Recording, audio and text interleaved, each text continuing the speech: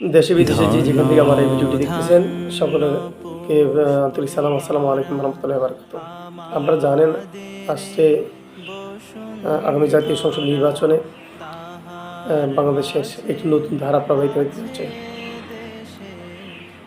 আমরা লক্ষ্য করছি বিভিন্ন দলের কর্মীদের লোকদের ও মাঠ পর্যায়ে তাদের ভালো একটা অবস্থান ইনশাআল্লাহ আমরা লক্ষ্য করতে পারছি।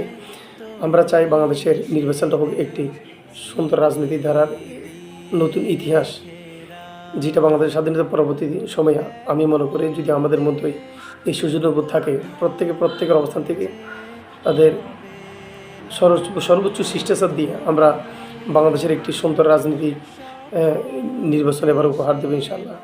দলমত নির্বিশেষে প্রত্যেকে আমরা কাঁধে কাঁধ মিলিয়ে জনগণ যেন তাদের নিজের পছন্দের ব্যক্তিকে ভোট দিয়ে বাংলাদেশে একটি সুশাসন নিশ্চিত করতে পারে, সেই জন্য প্রত্যেক অবস্থান থেকে আমরা চেষ্টা করে যাব।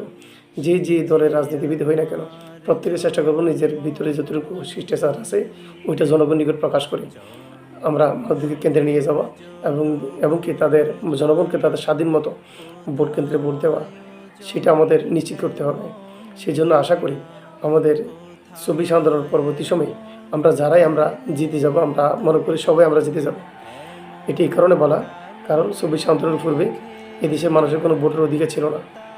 ভোট কেন্দ্রে যাওয়া মানুষের জন্য নিষেধ ছিল। মুষ্টিমেয় কিছু লোককে নিয়ে কেন্দ্র দখল করে ফ্যাসিস্ট সরকার মানুষের একতরফা রাজনীতির মাধ্যমে মানুষের অধিকার হরণ করেছিল, মানুষের বাক স্বাধীনতা হরণ করেছিল। সেই সময়টা ফেরিয়ে আমরা একটি সোনালী সময় আমরা উপনীত হয়েছি। সেই জন্য আমরা আশা করি সকল দলের ভাইদেরকে আবার একটি আবদার যে আমরা সুষ্ঠু দ্বারা রাজনীতি করব, প্রতিহিংসার রাজনীতি না করে আমরা নিজেদের অবস্থান থেকে নিজেদের জনপ্রিয়তা ভালো কাজ দিয়ে মানুষদের নিকট মানুষের মন জয় করে নেবে ইনশাআল্লাহ। মন জয় করার মাধ্যমে বাংলাদেশের একটি সুন্দর আগামী নির্বাচন আমরা উপহার দেব এবং কি চাই প্রত্যেকটি লোক যেন তাদের বুক ফুলিয়ে ভোট কেন্দ্রে গিয়ে যেন তাদের পছন্দের প্রার্থীকে ভোট দিয়ে একজন যোগ্য লোককে যেন সংসদে নিয়ে যেতে পারে।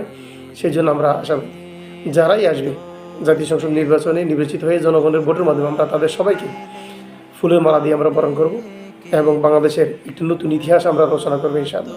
সেই জন্য সকল ভাইদের নিকটে একটি আবদার থাকবে, আগামী নির্বাচন আমরা সকলে স্বতঃস্ফূর্তভাবে অংশগ্রহণ করে একটি সোনালী সুদিন আমরা নিয়ে আসবো বাংলাদেশের মানুষের জন্য, যেন এই দেশের মানুষ তাদের প্রকৃত অধিকার যেন ফিরে পেতে পারে। সেই জন্য আমি সকলের নিকট আশাবাদ ব্যক্ত করে সকলের সুস্থতা কামনা করছি। আসসালামু আলাইকুম।